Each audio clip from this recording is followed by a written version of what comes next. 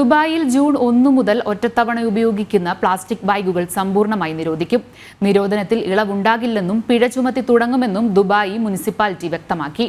മനുഷ്യർക്കും മൃഗങ്ങൾക്കും പരിസ്ഥിതിക്കും ദോഷം ചെയ്യുന്നതു മൂലമാണ് ഇവ നിരോധിക്കുന്നത്. ജൂൺ 1 മുതൽ ഒറ്റത്തവണ ഉപയോഗിക്കുന്ന പ്ലാസ്റ്റിക് ബാഗുകൾ ഇനി ദുബായിൽ എവിടെ ലഭിക്കില്ല. ഇതോടൊപ്പം 57 മൈക്രോമീറ്ററിൽ കൂടുതൽ കനം കുറഞ്ഞ എല്ലാത്തരം ബാഗുകളും ബയോഡിഗ്രേഡബിൾ ബാഗുകളും നിരോധിച്ചു. നിയമം ലംഘിക്കുന്നവർക്ക് 200 ദിർഹം പിഴ ചുമത്തും. ആവർത്തിച്ചുള്ള നിയമലംഘനത്തിന് പിഴ ഇരട്ടിയാകും.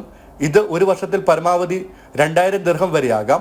ഷോപ്പിംഗ് മാളുകളിലും വ്യാപാര സ്ഥാപനങ്ങളിലും നൽകുന്ന പ്ലാസ്റ്റിക് ബാഗുകൾക്ക് കഴിഞ്ഞ ജനുവരി 1 മുതൽ നിരോധനം ഏർപ്പെടുത്തുമെന്നാണ് ദുബായ് ആദ്യം പ്രഖ്യാപിച്ചിരുന്നത്.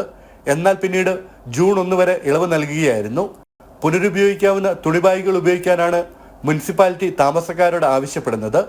പരിസ്ഥിതി സംരക്ഷണത്തിനായി ഘട്ടം ഘട്ടമായി പ്ലാസ്റ്റിക് നിരോധനം നടപ്പാക്കാനാണ് തീരുമാനം. രണ്ടാം ഘട്ട പ്ലാസ്റ്റിക് നിരോധനം അടുത്ത ജനുവരിയിൽ തുടങ്ങും.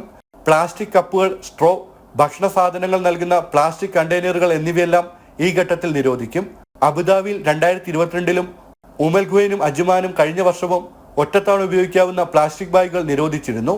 ദുബായിൽ കഴിഞ്ഞ ജൂലൈയിലും ഷാർജയിൽ ഒക്ടോബറിലും അവയ്ക്ക് നിയന്ത്രണം ഏർപ്പെടുത്തി. ആവശ്യക്കാർക്ക് ബാഗ് ഒന്നിന് 25 ഫിൽസ് ഈടാക്കിയാണ് നൽകിയിരുന്നത്. ജനം, ദുബായ്.